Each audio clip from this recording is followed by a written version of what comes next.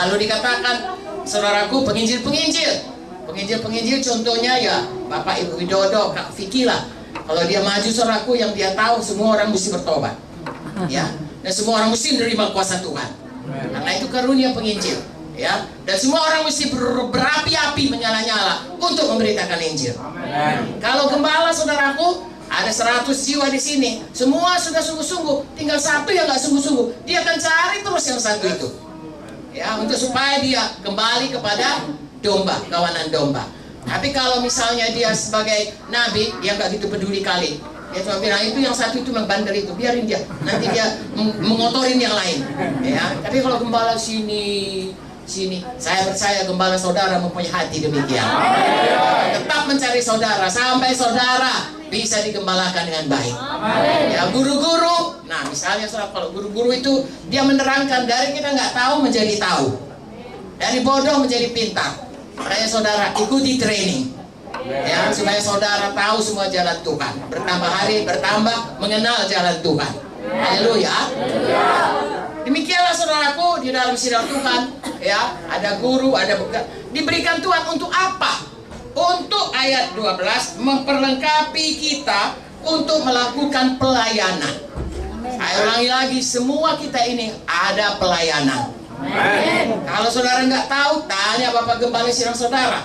Saya ini rasanya kok harus melayani, ya, berilah saya pengertian atau tugas di mana saya melayani. Kalau saudara tahu, misalnya saudara merasa saudara itu adalah seorang yang bisa memimpin KKS, beritahu sama Bapak, saya udah siap Pak untuk melayani dalam kelompok sel.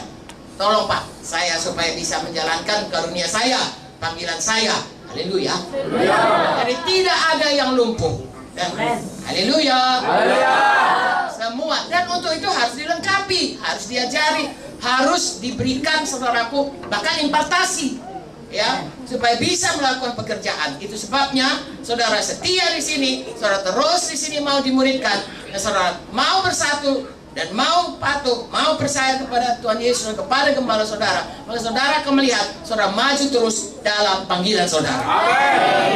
Haleluya. Ayat 13 kita baca, sampai kita semua telah mencapai kesatuan iman, pengetahuan yang benar tentang anak Allah, kedewasaan penuh, tingkat pertumbuhan sesuai dengan kepenuhan Kristus, sehingga kita bukan lagi anak-anak yang diombang-ambingkan oleh rupa-rupa pengajaran, oleh permainan palsu manusia, dalam kelicikan mereka yang menyesatkan. Saudaraku, yang paling mudah disesatkan atau ditipu adalah orang yang masih anak-anak.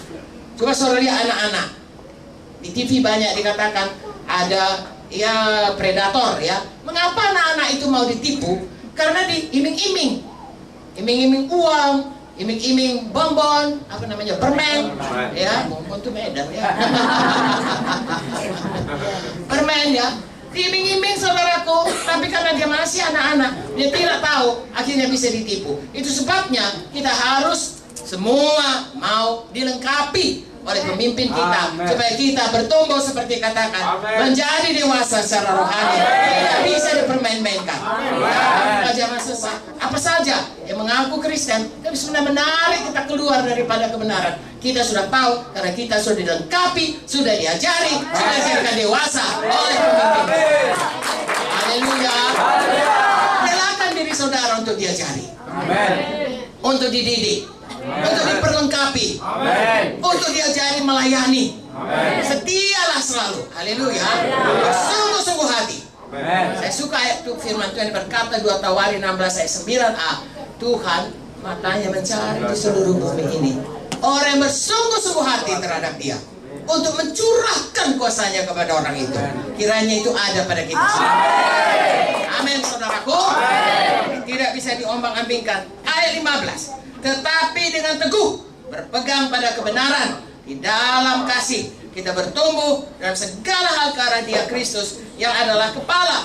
Daripadanya lah seluruh tubuh rapi tersusun, diikat menjadi satu pelayanan, semua bahagiannya diikat oleh menjadi satu oleh pelayanan semua bagiannya, sesuai dengan kadar pekerjaan tiap-tiap anggota, menerima pertumbuhannya dan membangun dirinya dalam kasih.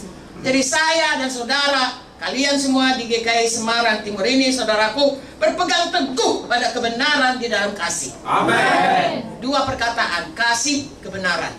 Saudara berpegang teguh pada kebenaran, tapi harus dalam kasih. Ya, tidak berkata ini kebenaran, mau apa kau? Bisa, saudara. Ya. Oh, saya mengasihimu, engkau sudah berbuat dosa, engkau sudah, biarlah nggak apa-apa, kan itu pun tidak. Ya, harus berpegang teguh dalam kebenaran, tapi dalam kasih. Pada ayat yang lain dikatakan kita harus mengasihi, tapi dalam kebenaran. Dua hal ini, saudaraku, saudara harus pegang di dalam kehidupan saudara bersama, yaitu selalu berpegang teguh pada kebenaran. Tidak mau menyimpang. Siapakah kebenaran? Tuhan Yesus. Apakah kebenaran? Firman Tuhan. Amin. Ikut itu saudaraku, tapi lakukan itu dalam kasih. Kasih itu panjang sabar, kasih itu murah hati. Dilakukan itu semua sehingga sidang ini tetap menjadi satu dan bertumbuh bersama-sama. Ikat bersama oleh pelayanannya masing-masing. Saudara terus bertumbuh, makin hari makin dewasa, makin sempurna, dan hidup saudara makin hari makin memancarkan kemuliaan Tuhan. Tuhan akan bersuka cita, dan saudara setiap perkara kecil Tuhan akan berikan perkara besar. Dari satu gereja punya cabang yang lain, sampai saudara menerangi seluruh Jawa Tengah, bahkan sampai ke ujung bumi. Haleluya. Jadi sebagai satu kesatuan, saya dan saudara harus selalu menjaganya. Apapun yang jadi, saudara kata saya dipanggil untuk satu kesatuan dalam sidang di Semarang Timur ini, saya tidak mau merusak persatuan. Saya lah yang dipanggil Tuhan untuk menjaga persatuan itu.